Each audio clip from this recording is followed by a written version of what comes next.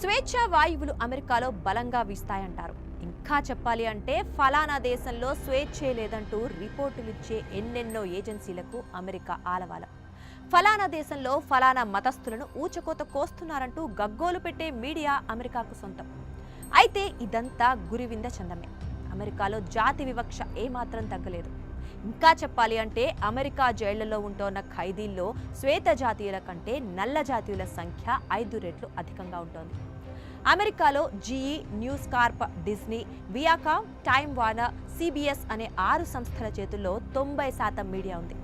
ఈ సంస్థలేవి అమెరికాలో జరుగుతున్న జాతి వివక్షను బయటి ప్రపంచానికి చూపించవు.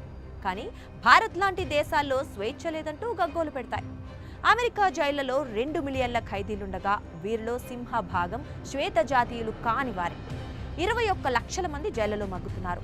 వీరితో జైళ్లలో బండ చాకిరీ చేయించుకొని ముష్టి పారేసినట్లు గంటకు 25 సెంట్ల చొప్పున కూలీ ఇస్తారు. అభివృద్ధి చెందుతున్న దేశాల్లో ఎక్కడో స్లమ్లలో పరిస్థితులను భూతద్దంలో చూపించే అమెరికా మీడియా ఆయా దేశాల్లో పేదరికం పేటరేగుతోందని, ప్రజలు కూడు గూడు గుడ్డకు నోచుకోవటం లేదని చూపటం సహజమే.